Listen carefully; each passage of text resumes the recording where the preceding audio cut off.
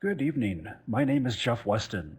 I am chair of the National Association of Parliamentarians Meeting and Webinar Support Committee. This committee provides technical support for events such as our town hall this evening. Please note that due to the number of attendees, only the presenters will have their microphone enabled. If you have any questions for the presenters, please use the chat box on the left of your screen. I am pleased to introduce Lucy Anderson as our moderator for this evening. Thank you, Jeff, and thank you everyone for tuning in this evening. We have a wonderful program prepared, and I'd like to start by jumping right in. I'd like to introduce our first two presenters who will talk about the body of knowledge. Ann Giberson. Ann Giberson, PRP, is a past president of NAP and has been an NAP member for 27 years. And a PRP for 26 years. She is currently the editor of the Florida Parliamentarian and the FSAP webmaster. She is also the secretary of the NAP Educational Foundation, a trustee of the DOMS Foundation, and a member of the board of directors of the American Institute of Parliamentarians. Her favorite parliamentary things to do are presiding and teaching.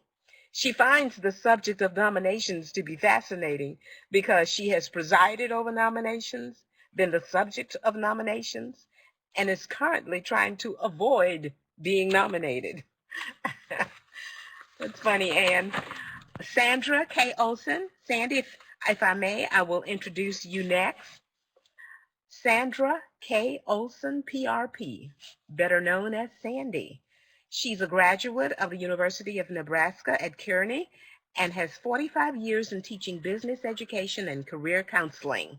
She is a professional registered parliamentarian and has served twice as the NAP secretary. She served as the District 5 director, NAP Youth Committee chair, NAP membership extension and retention chairman, and has served as president of the Nebraska State Association of Parliamentarians, and is currently the president of the NAP Educational Foundation. And Ann has received several unique awards over the past several years, and I'd like to just point out three of the many. In 2018, she was the outstanding alumni of the University of Nebraska at Kearney. 2005 and 2016, Nebraska State Parliamentarian of the Year. 2003, Walmart Teacher of the Year. She has coached many national top 10 FBLA parliamentary teams and 2 national first place teams. She has co-authored Conventions A to Z and has served as an instructor for the Train the Trainer and other educational courses from NAP. Ladies, the floor is yours. Anne, I assume you will kick us off. Yes, I will. And just to correct the record, those awards and accolades actually belong to Sandy Olson, not Ann Giberson. So I just wanted to make that clear. And also to thank you, Lucy, for the wonderful introduction you gave us. I know we wrote it, but you read it perfectly. So we do appreciate that. Jeff, if you could bring up the body of knowledge PowerPoint, we'll get started. And for those of you who noticed, down below the chat screen there on the left are 2 documents that you can download if you don't already have them. The Body of Knowledge booklet and the Criteria for Credentialing booklet, because we're going to be referring to both of those tonight. The NAP Body of Knowledge came about as a result of a strategic planning session back in 2014. And at that time, the board of directors was really concerned about making our educational program more professional and more valuable to the members who participate in the various forms of education offered by NAP. So that was one of the reasons that we created the Body of Knowledge, because it's the first step in creating a credible credentialing program. but there's a whole lot more that goes into it. But the body of knowledge is the very first step. So by 2015, we had completed the work. There was a special task force created that worked on it, and we published the Body of Knowledge booklet in 2015, and the Board of Directors adopted it as NAP's Body of Knowledge.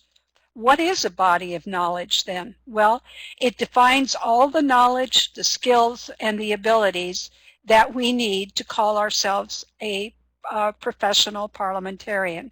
And when I use the term professional, I'm not just referring to PRPs. I'm referring to all of our NAP members, because there needs to be an element of professionalism in how we learn and how we share the knowledge and how we teach. All the things that we do related to parliamentary procedure should have a strong element of professionalism in it.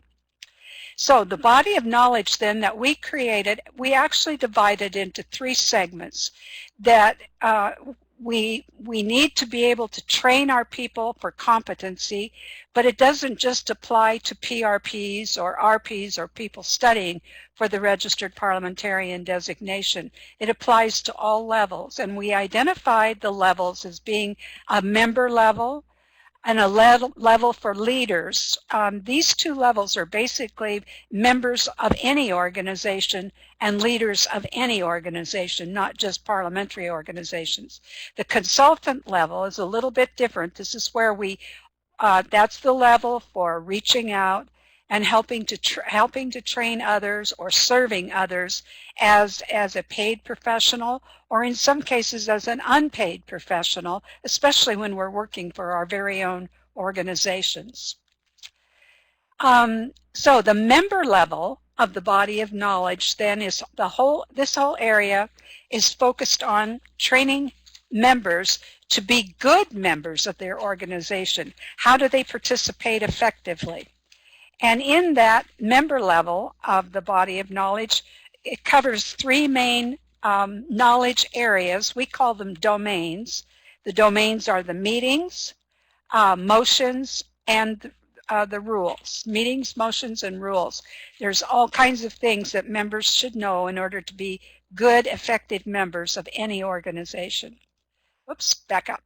So it involves not only knowing, but also being able to do certain things as well. And in the member area, they should be able to amend an agenda. They should be able to make a motion correctly. They should be able to debate a motion properly. And they should be able to demonstrate voting by voice, rising, and by ballot. So those are that's the broad outline of the member area of the body of knowledge. The second area is for leaders. This is leaders of any organization. And that would be your president, vice president, secretary, treasurer, and whatever other officers you might possibly have. In that domain, the knowledge areas or the domains are the conduct of meetings, clearly an important thing for the president, also the vice president. The second one is minutes and other records. The third one is nominations and elections. The fourth is committees. Then domain 5 is officers and boards. And domain 6 is the bylaws and their governing documents. So that's the things that they should know, and then they should be able to do and demonstrate various skills that go along with that. In the consultant area, there's a whole lot more that relates to how we practice as parliamentarians, working for others. And I'm not going to go through that whole list. I would suggest that if you haven't seen the body of knowledge, that you definitely download it and study it and see just exactly how it works.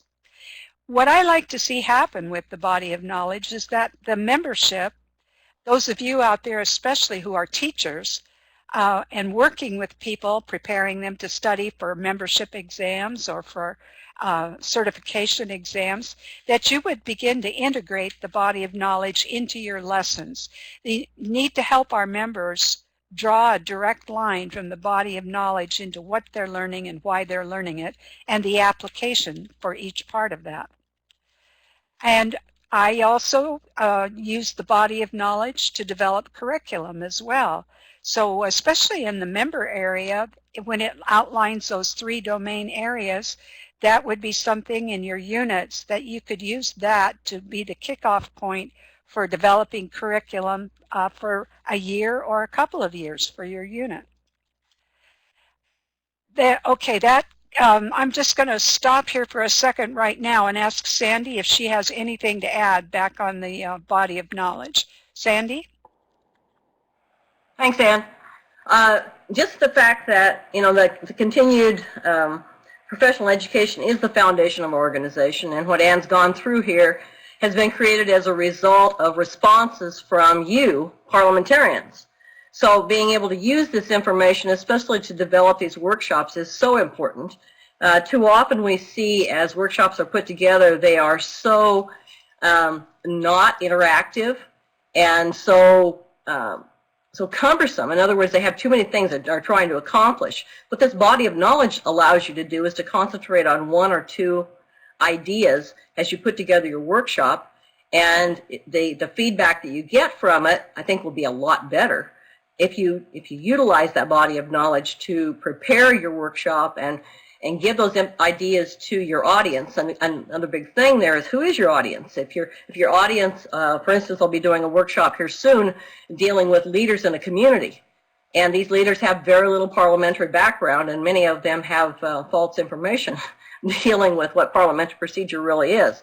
So I try to put together a workshop utilizing the body of knowledge that might just give them an introduction to an agenda, or how to make a motion, or basically how to handle that motion. Many of them want to know about debate, but the body of knowledge allows us to be able to have some type of structure and consistency so that all of this is accomplished, and we can move to the next area.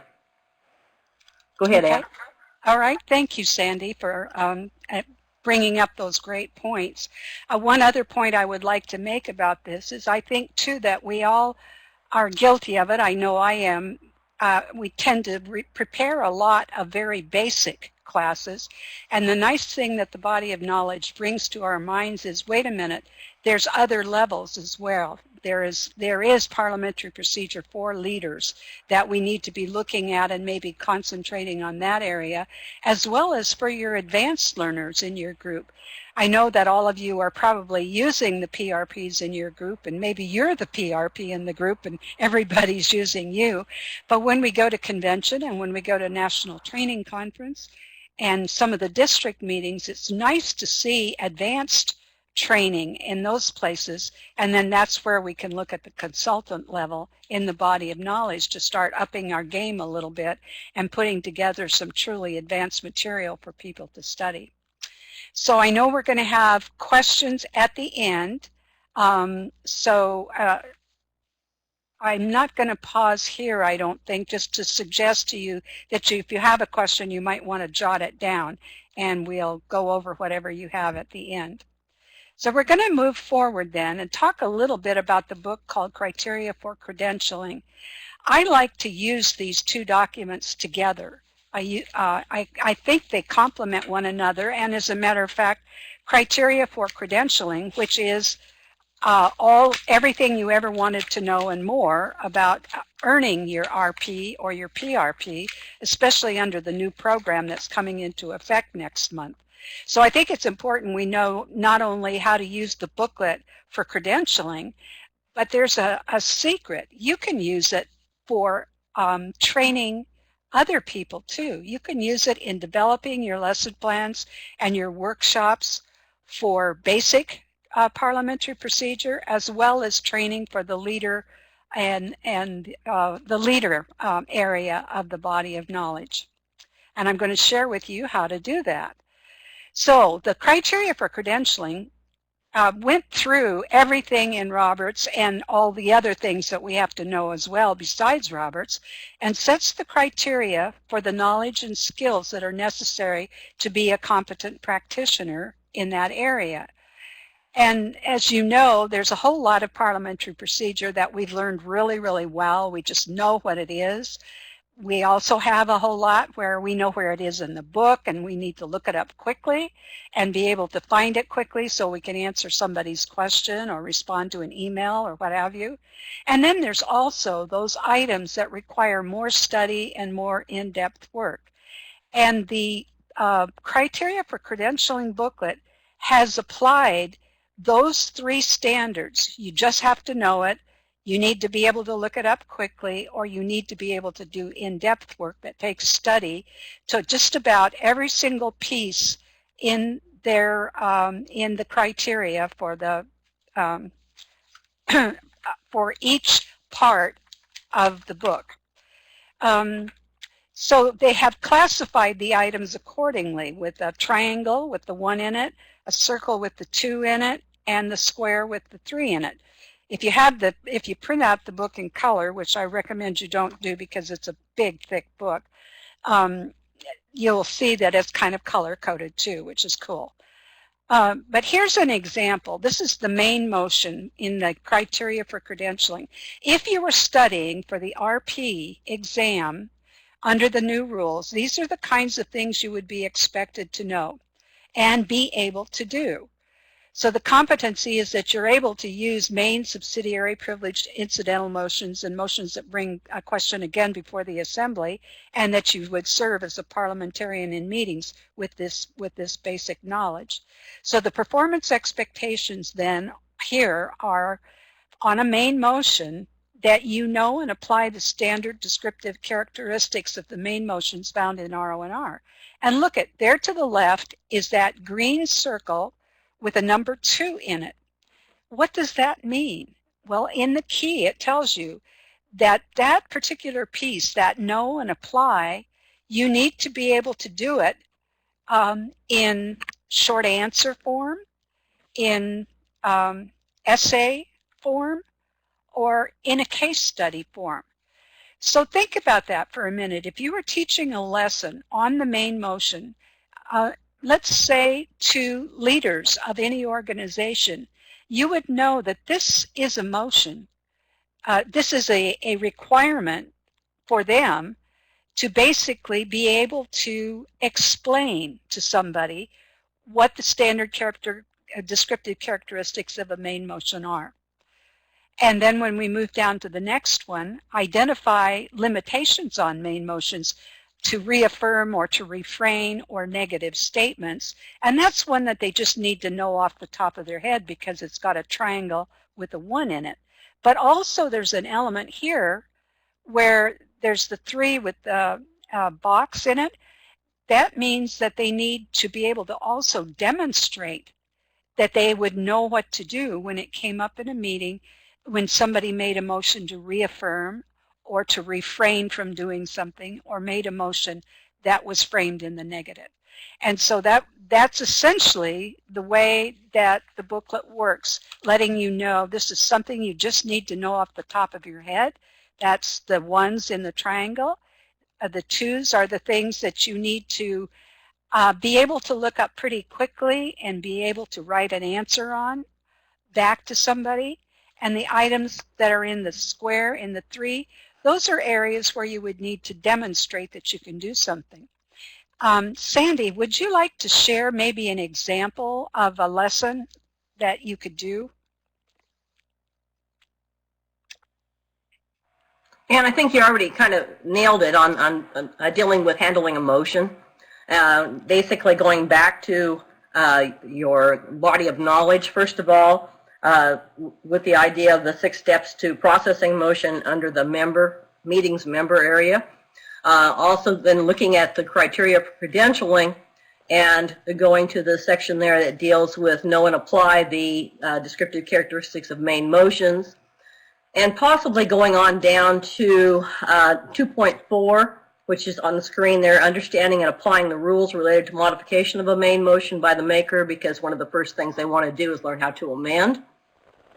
And then in that public meeting for beginners, if that's what we're dealing with, or organizational leaders, the main motion, in other words, the different ways to change that motion again. So you're going back and you're looking, okay, I need to know this off the top of my head. I need to be able to look this other information up, but also I need to be able to demonstrate it. And as we're looking at methods of actually presenting that workshop, you've got a little bit of lecture, but you have a lot of participation, a lot of actually demonstrating the use of both through the guidance of the body of knowledge as well as the guidance of the criteria for credentialing.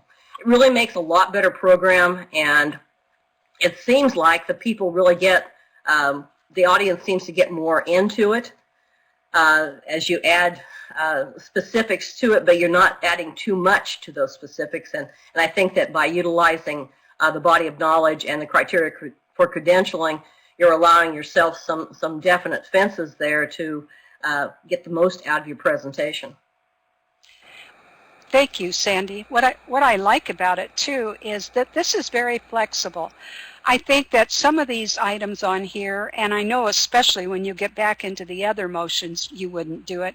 You wouldn't necessarily start out for the beginners with talking about reaffirming and refraining and negative statements and things like that, but you might start out with 2.5 there, where you explain to beginners the meaning of a main motion and the 5 ways to change it.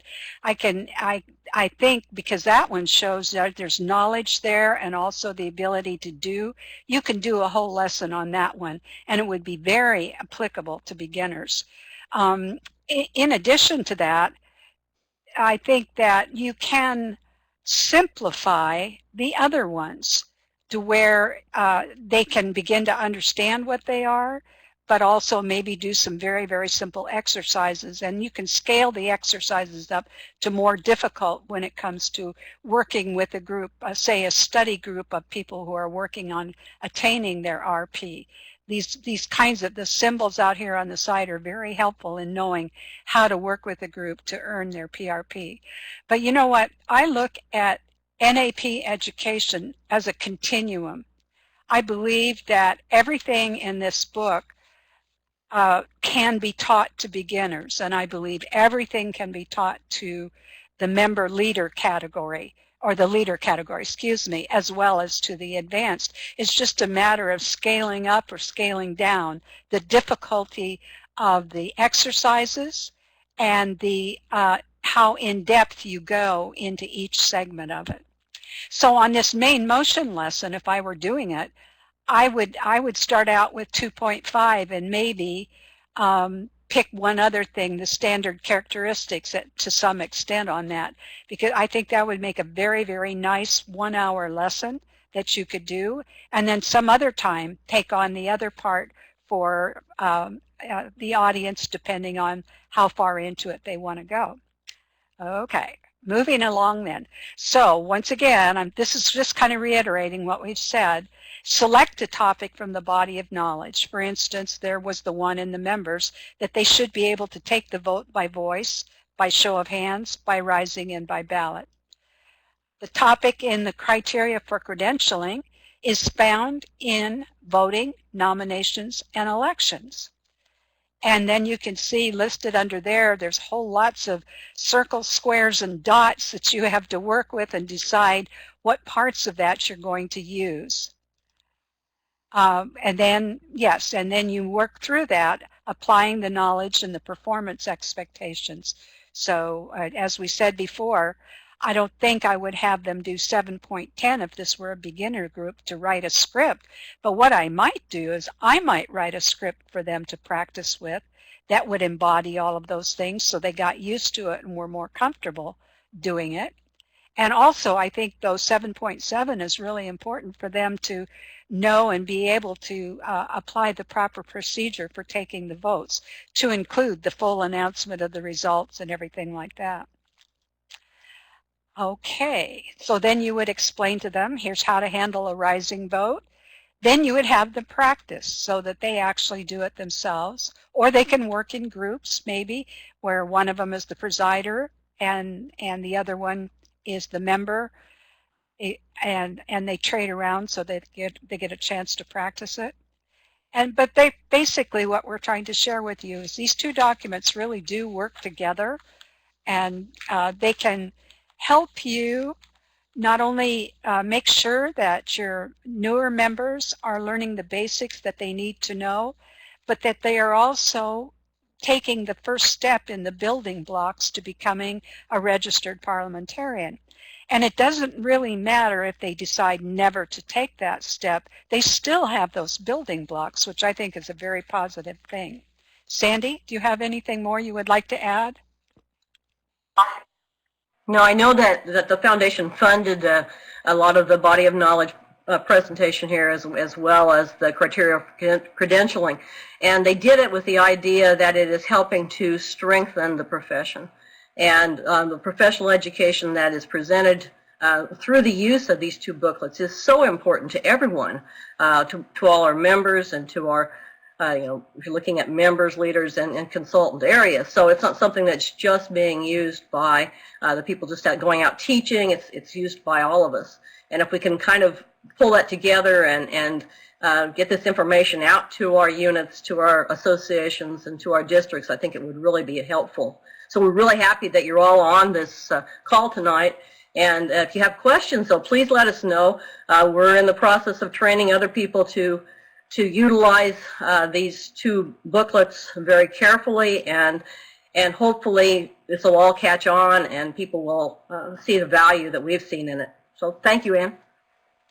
Yes, and just one last thought about that.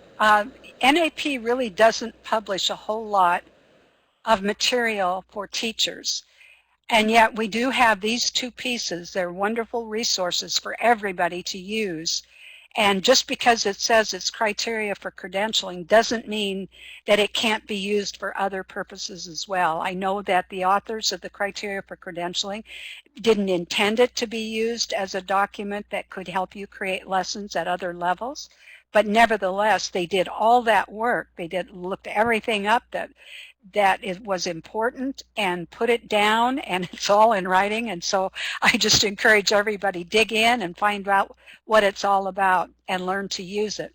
And just a tip, if you're going to print it out, start with page 27. That's where the heart of it really is. You might want to back up and get 20, 25, and 26. I think those are the two pages that give you the key to the circles and the dots. Oh no, just page 26 does. So you don't have to totally burn your printer up on that one. All right, Lucy, that's all we have for the main part. And I see Ramona's on, so I didn't know if you two ladies want to jump in here, but other than that, we're through. Well, thank you so much, Ann and Sandy. I do have 3 pre-submitted questions, and I think you have answered them, but I'm going to ask them anyway. It will give you an opportunity, will give us an opportunity to really get this by the dint of repetition. Number 1, can I use the body of knowledge for creating lessons for my unit and any other kind of parliamentary education that I want to do? Well, I would say a resounding yes. Sandy, what do you think? Definitely, and I've already tried it, so it does work. Okay. The second question, will the body of knowledge be updated or changed at some point? Yes, it was never meant to be set in stone, although it certainly has held up pretty well. I think as we move into this introductory phase of the new credentialing, the new RP program, which probably Burke's going to talk about, I think that things will become clearer if we've missed a beat or if there's something that we should take into consideration now. Perhaps we should beef up the skills requirement area, the things that you should be able to do. I think the knowledge part's pretty good, but maybe the skills part needs to be enhanced a little bit. But yeah, the bottom line is it was always meant to be updated periodically, but it probably has a little bit longer shelf life than criteria for credentialing, seeing as how it doesn't refer to specific things in RONR. Whereas criteria for credentialing will obviously have to be updated once the new edition comes out. Okay, and I know you covered this toward the end of your presentation. The question is, I'm a regular member of NAP who is not interested in becoming credentialed. How can the body of knowledge be used for me to improve my parliamentary knowledge? Well, the body of knowledge for any member, the first two parts actually apply to you. You know, most people join NAP because they're either going to be the president or they're going to be the secretary, or perhaps they're going to be the parliamentarian of their organization. So I would say 2/3 of the body of knowledge is aimed squarely at them and aimed squarely at the kinds of things that they should know and should be able to do. And so that should guide education and training, either that they need to get for themselves or that they want to design for other people just like them. Okay, thank you so much, Anne and Sandy. I believe that exhausts the questions that we have, and I don't think I see any additional in the chat.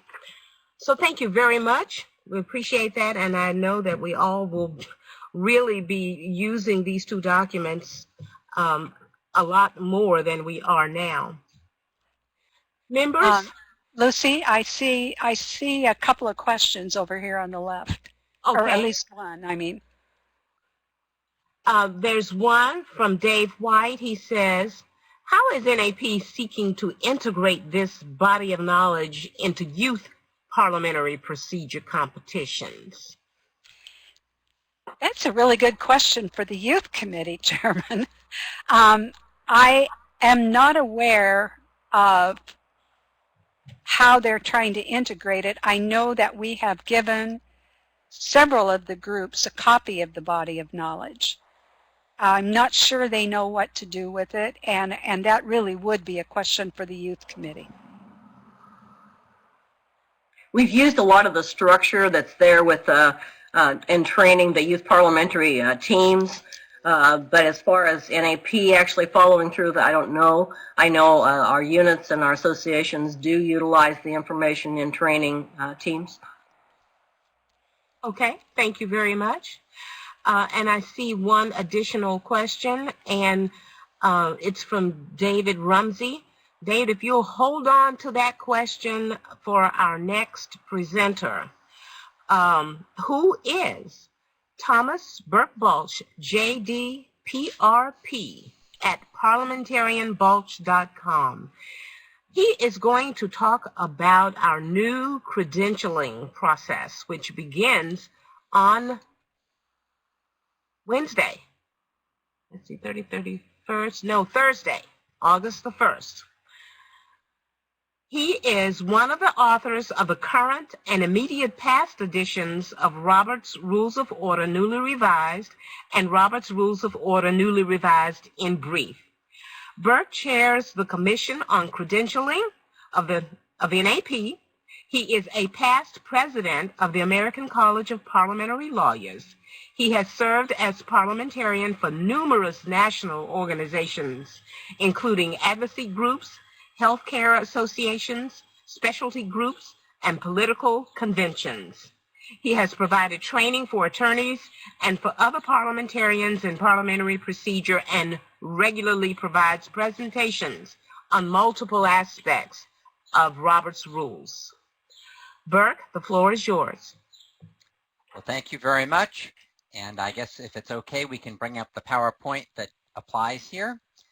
As has just been noted, the new registered parliamentarian credentialing process will be implemented 2 days from now, August 1st, 2019. This is the result of about 4 years of very intensive work, which would have been impossible without the extremely generous repeated grants from the NAP Educational Foundation, which really made it possible to go forward, but also a host of volunteers, a number of credentialed members, RPs and PRPs who served on question drafting committees, other PRPs who served as reviewers of those questions, helping them to be revised, then a significant body of other credentialed members who served as alpha testers on initial draft tests to help us refine those. And finally, beta testers who are the guinea pigs, the first crop of regular members pursuing the RP credential under the new process. But I also need to mention our gratitude to our great technical assistants, originally from Maurice Henderson, and more recently we're very, very indebted to Greg Goodwiller. And I must say also we are very indebted to former President Ann Giberson, who is very responsible for putting together the criteria for credentialing booklet and giving it its very professional and striking appearance. So let's proceed to talk about what's involved in the new RP credentialing process. And what I can begin by telling you is that based on beta testers to date, there has been an 85% average successful completion rate on parts to date. Now that is dramatically higher than the pass rate on the existing RP exam. Now I realize that some people may be saying, oh my heavens, have you dumbed down things? Is this too easy? Are we losing our standards? And I don't really think that we are. I think the critical point is we are attempting to build upon the very hard work that was done in preparing, for example, the registered parliamentarian exam in the past. A lot of hard work went into that, but we're always trying to improve. And I think that the dramatic difference, the critical distinction here, as you have really been hearing, is the preparation of the body of knowledge. Because what the body of knowledge did, and when the Commission on Credentialing was created, it was specifically charged to do this, is the body of knowledge sort of focused us in on what it is that one really needs in the context of credentialing for consultants to be a competent parliamentarian. Now, the current RP exam is in theory based upon every rule that exists in the book. And obviously there's a bank of questions that are studied to try to go through those, but basically the theory is that you should from memory be able to know the whole rule, all the rules in the book. Well, based on the body of knowledge, what the Commission on Credentialing did, and you've heard a little bit of this prefigured from past President Giberson, is we recognized that there are sort of different levels of knowledge and skill that are needed. So part of that, as you've heard, is what is it that a parliament should be able to know and apply during a meeting without having to consult RO&R? In other words, where are there these regular rules that come up frequently in meetings? And these meetings, to take an obvious example, if you're the parliamentarian serving a meeting and somebody moves the previous question, whether they call it that or call it closed debate, you should be able to know without having to run to your RO&R that it requires a 2/3 vote in order to close debate, in order to adopt the previous question. And obviously there are a series of rules that if you're going to be a capable, competent parliamentarian, you need to be able to know those and apply them. And this is a very critically important point that we are now emphasizing. One of the things that one will find on the new assessments is a considerable emphasis on application, the use of hypothetical examples, real world examples. In other words, yes, there are some questions that are specifically asking you about the rule, but in many, many cases, the whole effort is to say, here's a factual situation that could arise, let's say in a meeting, what's the answer? And you need, of course, to know the rule in order to apply it, but you also have to have that ability to apply the rule. Next, there are some things, some rules, that are not that common. And so it isn't necessarily reasonable to expect every parliamentarian to have them memorized. But what one should be able to do is one should be able, if one of those less common situations arises in a meeting, you should be able to, with reasonable rapidity, look it up in the book and then accurately apply it during a meeting. So that's a sort of a separate skill, a distinct skill. And then you've heard this discussion about sort of in-depth work. And the fact is, as we know, there are a lot of things that parliamentarians do when they're not actually in a meeting. Now, some of that is preparing for meetings, preparing scripts for presiding officers, for example. Others are things like drafting bylaw amendments. Others are things like giving training, providing workshops to individuals at various levels. All of these things are matters that you don't necessarily have to rely on memory for. So, for example, if you are drafting, let's say, bylaws for an organization, you obviously are not doing that. You shouldn't be doing it from scratch inside a meeting. You are sitting down, you've got a certain amount of time, and it's not merely possible, but really recommended that you look at R&R, that you look at other parliamentary resources. So, as you'll see, what we're trying to do with this new process is we're trying to gauge not just the ability to, can you memorize key points and then apply them? That's one part of it. Can you look up things quickly enough and apply them? That's another part of it. But also, how good are you at being able to put together these things that you would do as a parliamentarian outside of a meeting? Now, the other key point is different levels for registered parliamentarians and professional registered parliamentarians. And really the critical point here is, at present, the concept really has been that an RP, your sort of, it's book knowledge. Do you know the book? And then PRP, professional registered parliamentarian, that's the practical aspect. That's when you actually serve as parliamentarian. But one of the things that the task force and special committee determined based upon surveys, that there are a lot of RPs, registered parliamentarians, who are actually serving as parliamentarians for meetings. So a critical decision or judgment was made that we should now say that both the RP and the PRP are expected to develop the qualifications to serve as a parliamentarian for organizations. For the registered parliamentarian level, the theory was that that individual ought to be able to serve most ordinary meetings under usual circumstances and provide commonly needed parliamentary advice to ordinary organizations. For the professional registered parliamentarian, there's a step up, being able to deal with meetings that have less common or more complex parliamentary issues, and similarly provide expert parliamentary advice to organizations dealing with unusual or complex issues.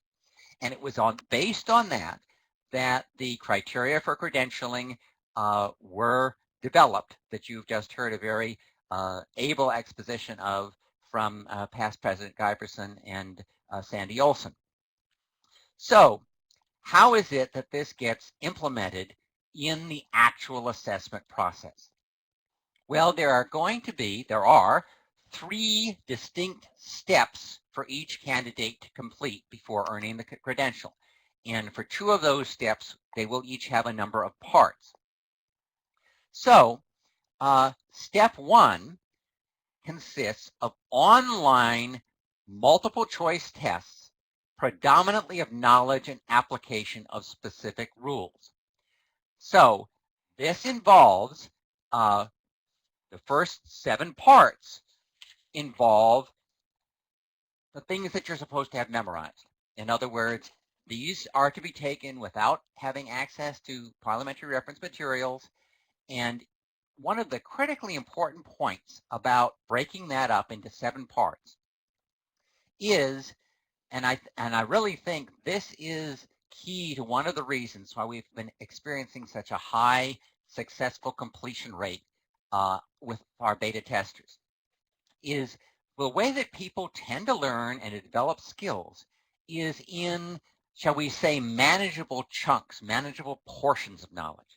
So what has happened is that for each of these parts, this first 7 parts in step 1, each consists of 40 questions, multiple choice questions, but each of them has what we've considered to be a manageable group of things that you would study and learn. So you do it step by step, step by step. And the process is the 8th test is to test that other skill. That is an online test in which you are not merely allowed but encouraged to have RONR in brief, other materials with you. And you are asked then with time. The first 7 tests are not timed, but the eighth quiz in step 1 is you have a 3 minutes basically for each individual question, and a rather more complicated question is posed to you, or a more challenging question, or one that you wouldn't probably know the answer to from your memory. And you now need to go and look that up in the book and provide the answer within that time limit. And as you can see, that's where it's important to know, how do you find things in the book quickly? This is something that the research portion of the current RP exam was designed to test, and this is a way that we're testing it, we think, in a little more sophisticated way of actually having questions that might arise less commonly in a meeting. So the issue is now, how do you find them? How do you know where to find them? And then how do you apply them to that particular element? Now, step 2 is designed to assess those things that parliamentarians do outside of meetings. So these are basically written assignments. So what might they be? You're provided a set of bylaws for an organization, and you're told that the organization or the bylaws committee or somebody wants to accomplish a particular end. Draft a bylaws amendment.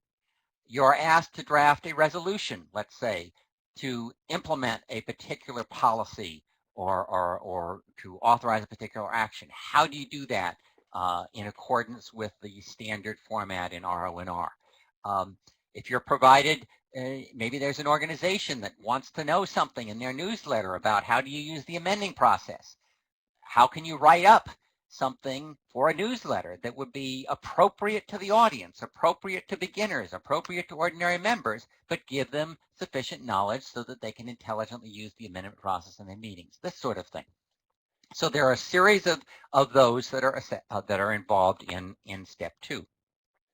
And then the final capstone will be a meeting simulation.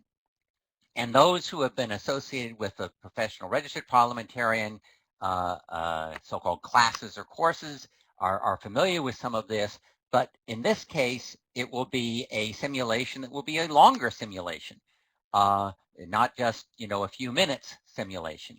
And this is the point, I think, that I should mention, another key reason why we think we're getting such a high percentage of successful completion. And that is the approach here is specifically to allow people more than one opportunity at each level. So what that means is that for each of these levels, there are a minimum of 3 opportunities. So if we're talking about the online multiple choice tests, for each of those parts, there are 3 different versions. There's a red version, a blue version, and a green version. And you will be asked for the 40 question tests, the successful completion is 34 of those questions correct or more. Well, after you've submitted the test online, you'll have to wait about 10 minutes for the online learning management system called Schoology to do this, but it will provide you not only with your score, but it will also show you the questions, your answers, and where your answer was incorrect, what was the correct answer. So now what should you do? Well, frankly, even if you've successfully completed it, you ought to do this, but certainly if you didn't successfully complete, you ought to. Look at that answer, the correct answer. Go back, look at the material that you are to study for that part, and try to figure out, why was it that was scored wrong? And review the studying that you've done before. Then when you feel ready, you have a second opportunity. And again, if necessary, you can even get to a third opportunity for each of those individual parts. When we come to step 2, all of step 1 is going to be automatically scored by the online Schoology learning management system. When we come to step 2, when you're submitting your written assignments, or one aspect will be actually demonstrating the ability to teach, there will be evaluators. And these evaluators will give you feedback. And if you are not successful on the first try, those evaluators will encourage you to resubmit based upon the critiques. And in some cases, well, really in these various cases, we will have different versions. And if someone doesn't successfully complete, let's say, an interpretation of a bylaws or something like that, maybe the person may be asked to rewrite that assessment and may also be asked to take another assessment. So while we are forbidden, actually, from teaching, we're not forbidden from coaching. And the whole objective here is not so much to serve as a gateway and make sure that of course we want to make sure that before giving a credential that the person demonstrates competence. But the whole objective here is to assist people, assist candidates to develop and demonstrate that competence. If at first you don't succeed, in effect, try again. So each of these steps must be successfully completed before moving on to the next step. But retakes to achieve success will be provided for each part of the assessment, and for the later provisions, detailed feedback will be provided. So for example, when we talk about the third step, when you're doing that simulation, which we hope we may be able to do through an online process, that may or may not be possible, depends on finances and other aspects. But whether it's in person or online, when you are going through that simulated meeting process, and let's say that you make a mistake, that you don't spot an error that the presiding officer is making and you don't interrupt, or the presiding officer turns to you and asks a question and you don't give the accurate response, well, you'll get feedback, you'll get critiques at the end of that from the evaluators. And if you don't successfully complete the first one, it's not as though you have to go back and start all over again. Then you'll be urged to go back, maybe do some practicing on your own, maybe do some more study, and then there will be another meeting simulation with a different meeting, another opportunity. And again, there will be at least up to three of those opportunities. Now, how do you prepare for this? Well, you've just heard a very detailed description of how you can use the body of knowledge and the criteria for credentialing that is available on the NAP website, the criteria for credentialing document, which I should mention, while the current version is very useful, we will be having an updated version around the time of the convention. And one of the things I should mention specifically about both that and stepping a little ahead of things into what happens after you apply, which you have available after you apply, is that in addition to the way the criteria for credentialing document has been organized that you saw, where basically it took the body of knowledge, it broke it down into the various domains, and within those the content areas, and then it sort of mixed up all things that we tested in all three steps with those, the circle and the triangle and the square. We have also prepared individual documents for each part. So for step one, there is a document that says what will be tested in step one, part one. And it gives you all the citations to RLNR, other parliamentary resources that you then can go in and look. And that's sort of that bite-sized portion that you can really focus on intensively. Similarly, the same process would be followed with regard to each of the subsequent parts.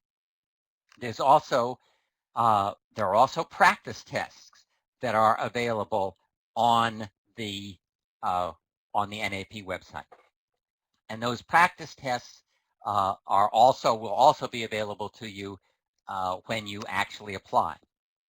So after one is applying, after the application occurs, which will be able to do starting August 1st by an application on the website, you will get a hints document that talks about suggestions about how to prepare for and how to take the test.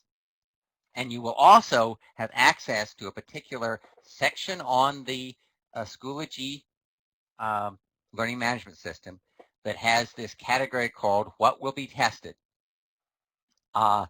and that has information, as I've just said, that's separately provided for each step, as well as the practice tests. So I will tell you that we hope that with the coming of the new implementation process, that over time there will be those who prepare courses and prepare practice programs and prepare workshops that are specifically geared to developing the skills and studying the knowledge that will be tested through the credentialing process. So the online tests in step 1, as we say, there'll be 3 color versions for each of the 8 parts. Successful completion of the first 7 parts will require a score of 34 or higher, that is to say 34 or more of the 40 questions answered correctly. For part 8, and remember part 8 is the section where you are allowed to use, and in fact have to use, encouraged to use parliamentary resources, and you are timed to how quickly can you look up and accurately answer a particular question. It would be 20 out of 25. If at first you don't succeed, you will be getting feedback showing the correct answers for questions that were answered wrong. You're encouraged to research the parliamentary resources, and you can do that by looking at those what will be tested documents, hone in on the parts that you were a little shaky on, review your studying for all what was in that what you tested, and then you're in a position to take the next color version in the part. And you will have the up to 365 days to complete part 1. So how will you be able to begin? Well, you will apply online in the members only portion of the NAP website, and there will be a link if you follow the credentialing info on the home page to get you to that, but you will have to have signed up to be on the members only portion, actually be a member. There is a $150 application fee, which can be submitted by credit card with that application. After that application has been submitted online, candidates will receive an email that will include login information, and using that login information, you'll have access to this section on Schoology that I've mentioned before, what will be tested in RP Step 1 that has broken down for each of the 8 parts, what it is that will be tested in each of them. You will also begin with what we call a course, although it's really just sort of a section on Schoology that's called Begin RP Candidacy. That will provide you information about what is involved in the process, and will actually include a little quiz. You have multiple opportunities to take that quiz, and you can look at, while you're doing the quiz, you'll see the information the quiz is based on. We just want to make sure that you understand precisely what's involved, precisely what successful completion means, and so forth. And a very important part, you will be provided the information about the honor pledge, the fact that you are honor bound not to look at parliamentary resources except when you're authorized to do so while you're actually taking a test, that of course you're not to take help from anyone, receive help from anyone while you're taking any parts of the tests, and you're not to share the questions with anyone who's not authorized by the Commission on Credentialing to have those.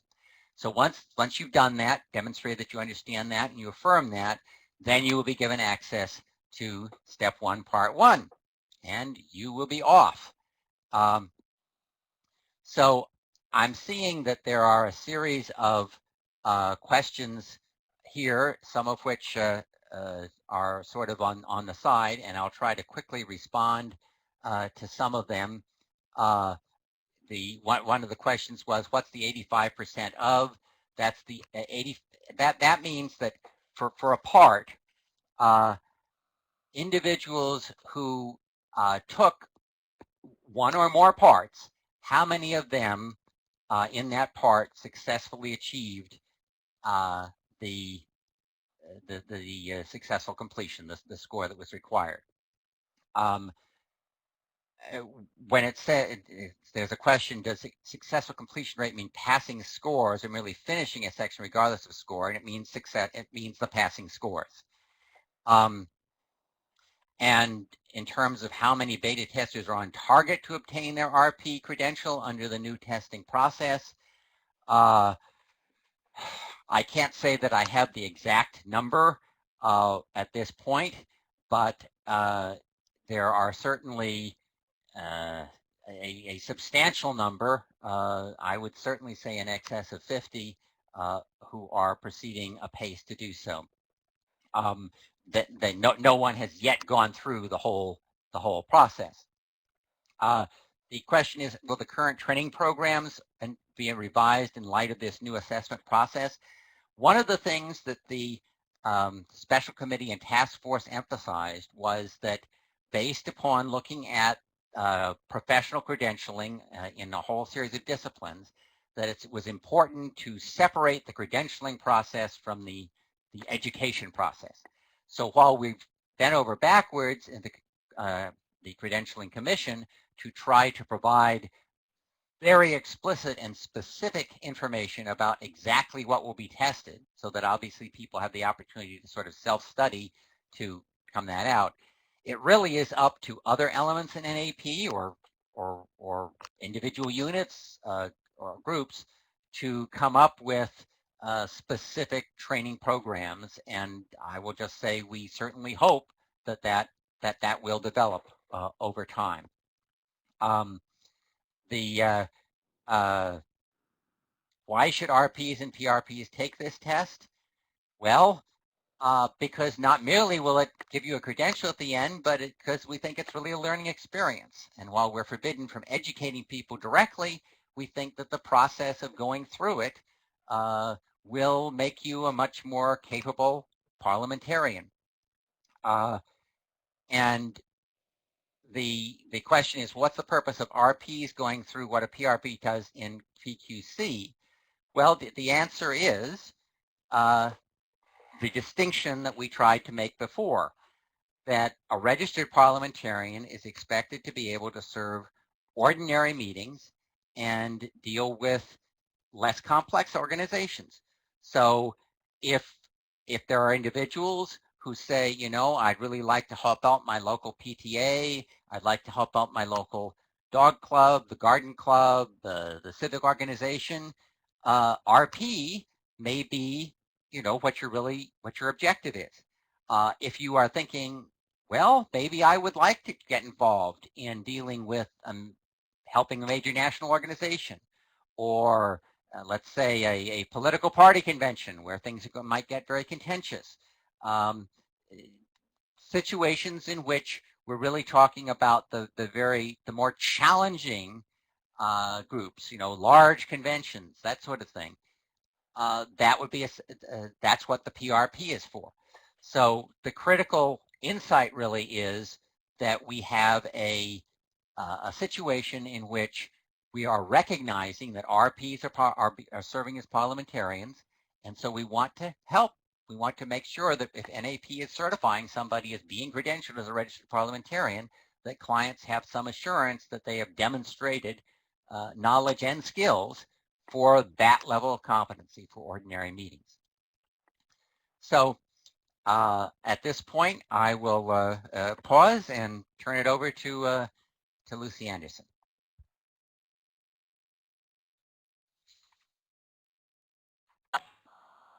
Thank you so much. There are a couple of more questions, but why don't we do just that? Why don't we pause and see how well our attendees were listening?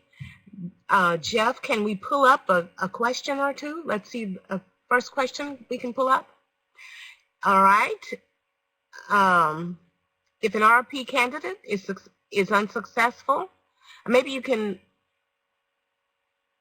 I couldn't get all of that question. Is this a new question, Jeff? What has to be successfully completed in order to qualify for the RP credential? Okay, members, you may select your choice. What has to be successfully completed in order to qualify for the RP credential? And you can see your choices on the screen. 85% of the parts in each of steps 1 and 2 plus step 3, or 3 quizzes, or all the parts in each of the 3 consecutive steps, or any 1 quiz.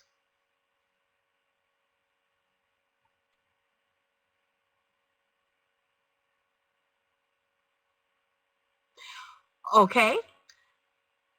Members, that's right. Thank you, Jeff, for closing the poll. And just to be clear, the answer is all the parts in each of 3 consecutive steps. Okay. So most of you got that. All right, let's try another one.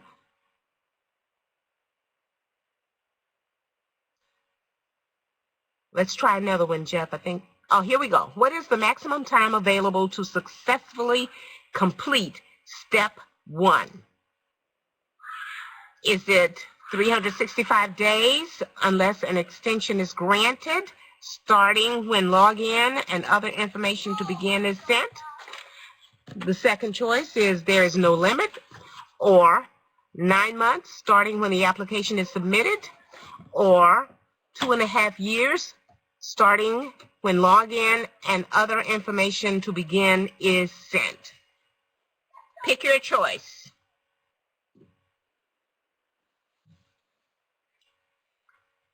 Okay, thank you, Jeff. Let's close this. All right, here again, most persons chose choice 1. Burke?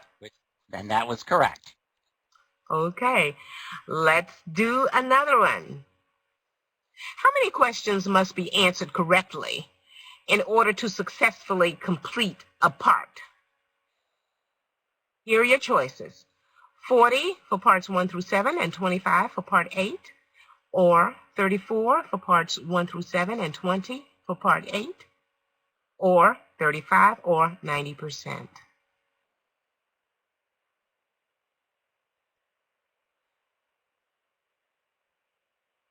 Thank you, Jeff. Let's close. And most people got that right. It is indeed 34. There are 40 questions, but you have to successfully complete 34 for parts 1 through 7. And again, there are 25 questions for part 8, but you have to successfully complete 20 to have a passing score. Okay. Do we have one more that we can do, Jeff? If an RP candidate is unsuccessful on the first quiz taken in a step 1 part, what happens?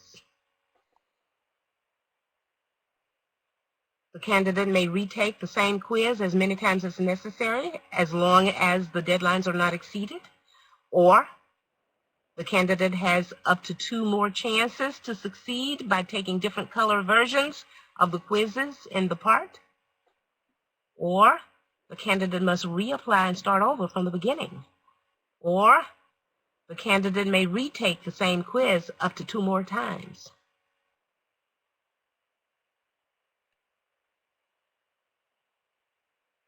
Okay, let's close this.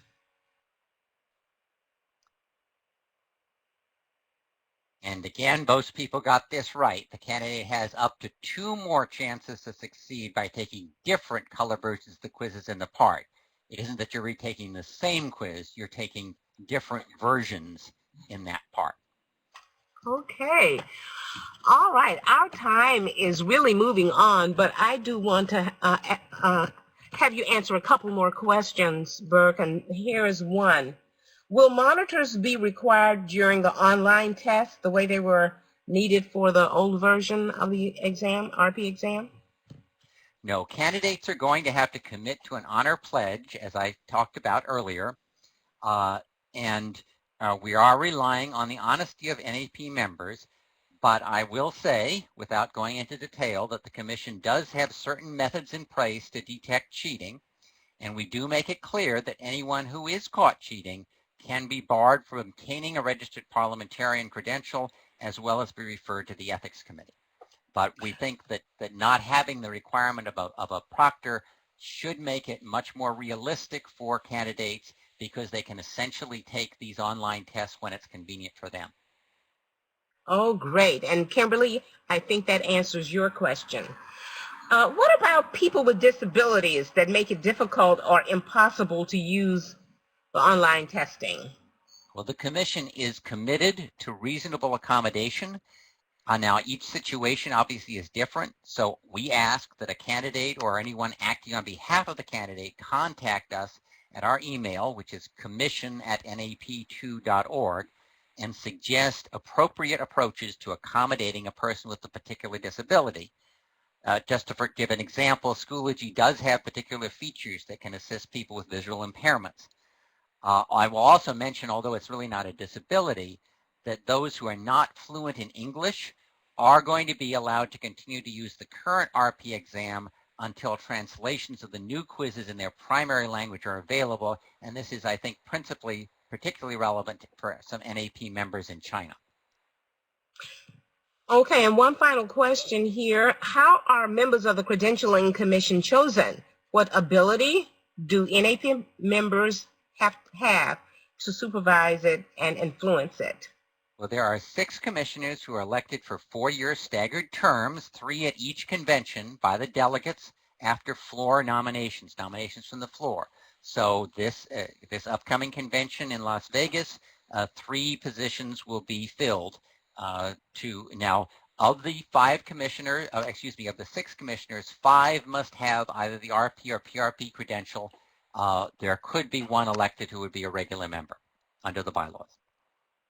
Okay, thank you so much, Burke. I do see in the chat a note here from Gail Knapp, one of the commissioners, who says if anyone continues to have questions, you can email them to the commission email address that you will find on the NAP website. I apologize that we were not able to get to every single question, but I believe we did get most of them answered. And would like to thank you for joining us this evening. Would like to thank our speakers, Ann Giberson, Sandy Olson, and Burke Balch. It was absolutely wonderful. Now, I do have a couple of more announcements, and if I can get through these before 8:15, Burke, if you see a question that you may want to address before we close out, then we will do that. Next slide, Jeff. Would like to thank our backstage facilitators for helping to coordinate tonight's workshop. They were Ramona Hill, Jeff Weston, and Cindy Launchbaugh. Next slide. And I would also like to thank the technology cluster for helping to run the town hall. The cluster leader is Jason Abalata, and our meeting and webinar support committee is chaired by Jeff Weston, and his members are Erin Taggart, Lori Luckennuck, and Paul McClintock. Next slide. Want to remind everyone, if you haven't already registered for the biennial convention, please do so. Go to the website, which is conveniently named napconvention.com. Next slide. And also, if you would like to attend, we hope you will attend the leadership conference.